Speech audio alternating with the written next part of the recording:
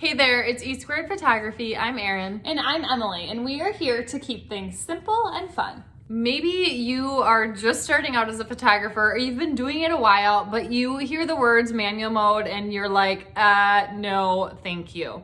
Well, we are here to ease your mind and really get you into just the basics of what manual mode is so you can start wrapping your mind around all of this jargon that you hear in photography. And now we want you to stick around all the way till the end because we have some exciting news to share with you, and we have something special that's just for you. By the end of this video today, we feel that you will be more confident learning manual mode and taking that next step. And for the best photography tips and tricks, make sure to subscribe and hit the bell for notifications of future videos.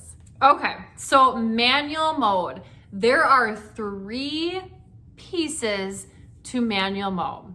So we are going to touch on all 3 of these pieces today: ISO, aperture, and shutter speed.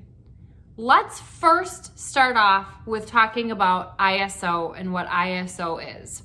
So ISO is the camera sensor's sensitivity to light. So if you look at the back of this camera here that is pictured, this is set at an ISO of 200. So let's talk about what that means. What does a low ISO mean versus a high ISO? All of that. So a lower ISO, we would consider something like a 100 to a 400. Anywhere in between there is a lower ISO.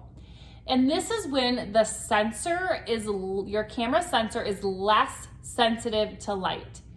We like to use this lower ISO in good lighting situations. When we're outside, it's daylight, we can set our ISO to a lower ISO. Now a higher ISO we would consider around an 800 or higher.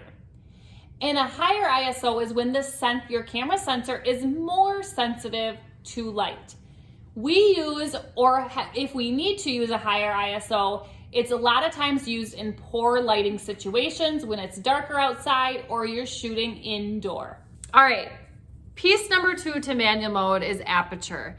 So aperture, or sometimes you might hear it referred to as f-stop, is the opening of the lens through which light passes.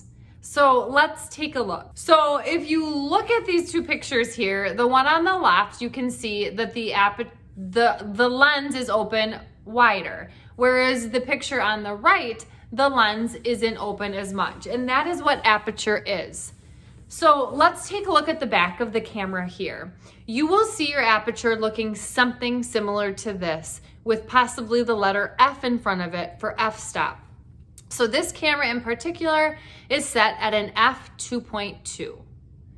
So the lower the f-stop means you are letting more light into the lens. So you can see the picture there, we're letting more light into the lens is open more.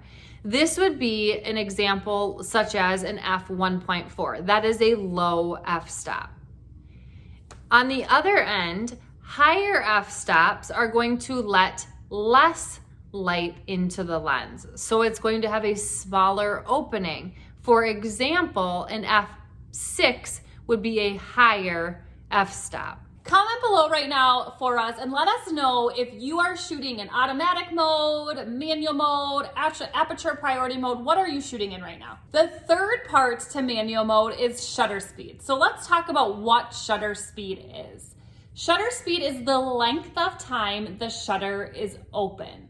So you might see shutter speed written as a 1/30 or a 1/1000. On this particular camera here, the shutter speed is listed as 1/800. So it's a pretty fast shutter speed. So let's talk about what a fast shutter speed means. A fast shutter speed would be 1 over a larger number. So 1/1000, that is a fast shutter speed. This is going to let less light to come in because the lens and the shutter is opening and closing so quickly. Fast shutter speeds are really good for movement shots. Now a slow shutter speed would be 1 over a smaller number. So 1/30 would be a slow shutter speed.